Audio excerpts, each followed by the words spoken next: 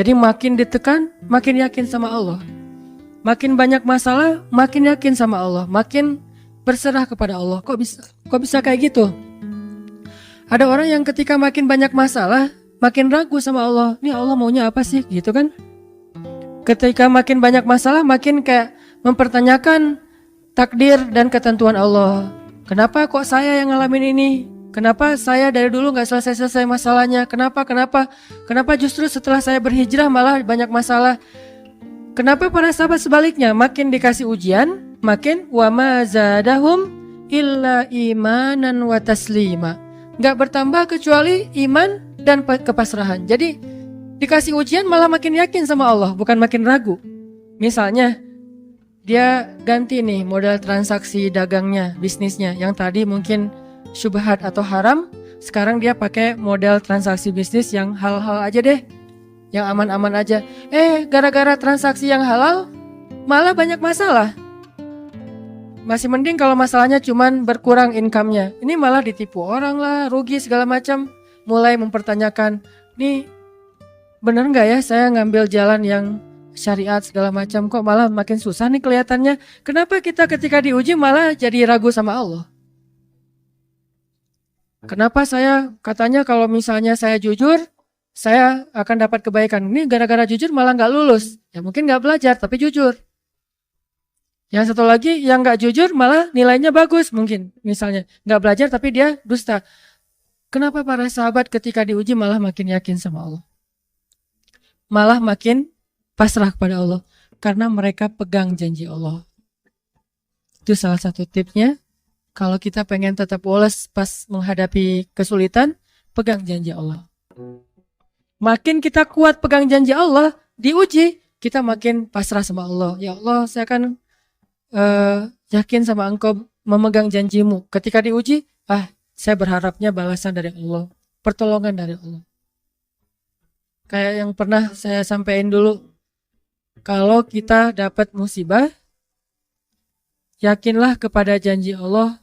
Siapa yang membaca doa yang diajarkan Nabi, nanti Allah akan ngasih ganti yang lebih baik gitu kan ya. Allahumma ajurni fi musibati wa khluf li khairam minha.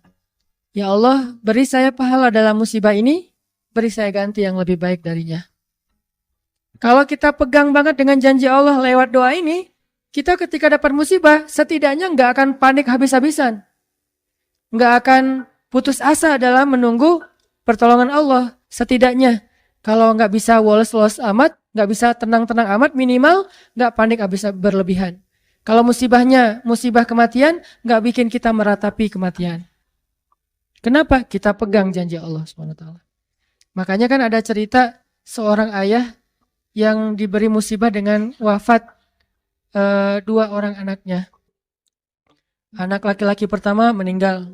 Dia bilang innalillahi wa inna ilaihi rajiun. Anak laki-laki kedua meninggal. Dia bilang innalillahi wa inna ilaihi rajiun.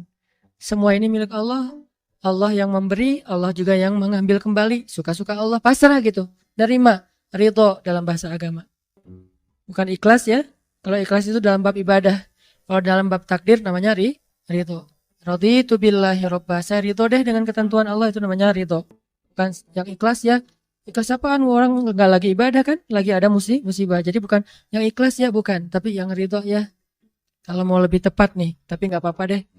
Pakai bahasa kita aja. Tapi kalau mau lebih tepat maknanya, yang ridho ya, sing ridho ya gitu. Bukan sing ikhlas. Karena ikhlas itu ibadah ritual. Nah, dia ridho tuh. Innalillahi wa inna ilaihi rajiun. Innalillahi wa inna ilaihi rajiun. Yang ketiga, meninggal juga. Dan dia mulai agak ragu nih. Kok gini-gini amat ya. Suatu malam dia bermimpi. 2 anaknya itu, dalam mimpi itu ayah ini mau jatuh ke sebuah jurang yang di bawahnya api, kayak api neraka gitu. Ditarik sama 2 anaknya. Cuman gak kuat. Kata mereka, seandainya adik ada di sini pasti bisa narik nih, bisa nyelamatin ayah. Kalau adik ada di situ, kenapa cuma 2 yang nolong? Karena 2 itu yang dia ridho, yang satu lagi nggak ridho. Akhirnya cuma 2 orang yang bisa nolong dia di akhirat. Bangun dari mimpi dia sadar, oh ternyata justru Allah pengen nolong dia di akhirat dengan musibah itu. Dan buat anaknya juga kebaikan nanti di akhirat masuk surga. Akhirnya dia bilang innalillah wa inna ilaihi rajiun, astagfirullahalazim. Hidup kadang kayak gitu. Ketika kita pegang janji Allah, ada sesuatu yang kita tunggu di dalam kesulitan hidup kita. Sehingga buat kita selalu punya harapan. Tapi kalau kita nggak pegang janji Allah, kita nggak nunggu apa-apa kecuali mengeluhkan keadaan kita. Dan itu bikin kita lemah. Ditolak yang pertama, innalillah wa inna ilaihi rajiun. Ya Allah beri saya yang lebih baik darinya. Nemu nih, ditolak lagi. Lebih cantik tapi nolak juga, kan lebih sakit ya. Lebih cantik, ditolak lebih sakit. Ya Allah beri yang lebih baik lagi. Makin lama makin di puncaknya rasa sakit yang udah gak tahan, diterima. Nih happy ending nih. Ada gak ya yang kayak gitu ya? Kalau jarang ada, berarti belum mempraktekkan jurus ini nih. Kalau pengen kayak gitu, coba tes deh. Cuman kalau ngetes Allah tahu sih ya. Coba deh praktekin, bukan ngetes, praktekin. Nanti pasti kita akan melihat hasil yang luar biasa. Jadi pegang janji Allah. Saya kalau gak selalu sih, kadang-kadang nih. Terutama hal-hal yang masih mampu. Ada musibah kecil, langsung berpegangan pada janji Allah. Nah, ntar Allah ganti yang lebih baik. Tapi itu harus dengan bahasa hati ya. Bukan dengan lisan doang nih. Wa khluf li khairam minha. Hati nggak percaya. Allah kan bermuamalah berakad dengan kita lewat hati itu teman-teman. Allah nggak berakad dengan kita lewat lisan doang. Makanya niat itu kan sesuatu yang terbersih di dalam hati. Walaupun dalam prakteknya ada mazhab yang mengucapkan, ada mazhab yang tidak mengucapkan. Yang jelas secara definisinya terbersih di dalam hati. Innamal a'malu binniyat. Terus Nabi menunjukkan dalam riwayat yang lain, Nabi menunjukkan ke dadanya atau hatinya. Artinya Allah berakad dengan kita itu dengan hati.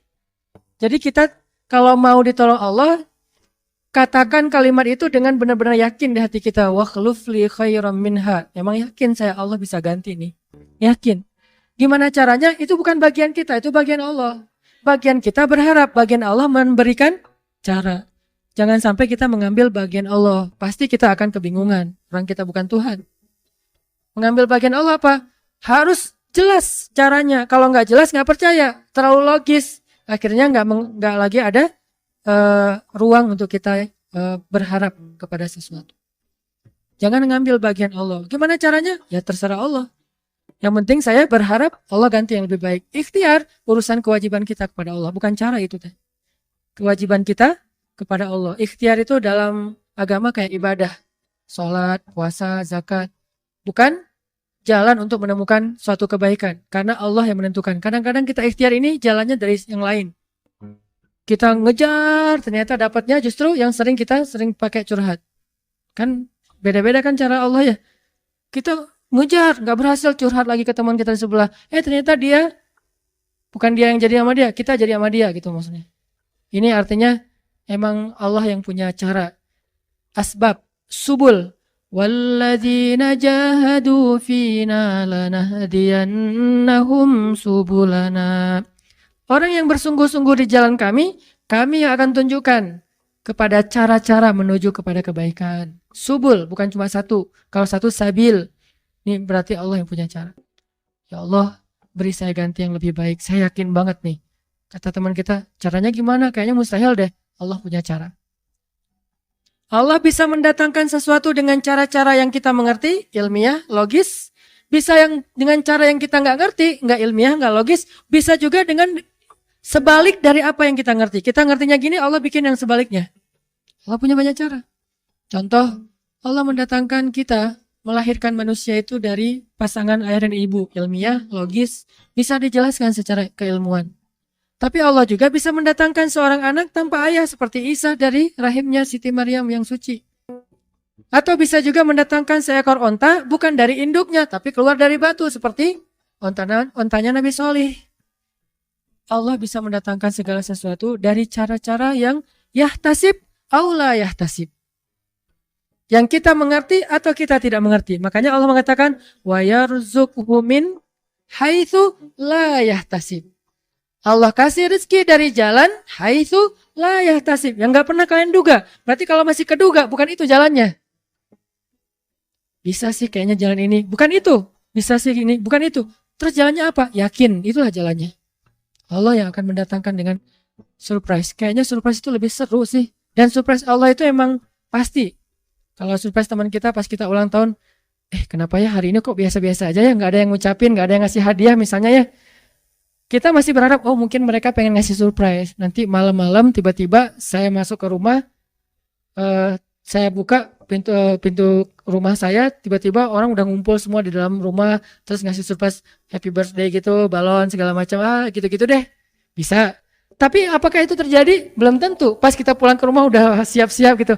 Gua mah nggak akan kaget lah, yang gitu-gitu pasti udah disiapin. Buka pintu, ngelihat ke dalam, jalan pelan-pelan, nyalain lampu, kosong, nggak ada siapa-siapa.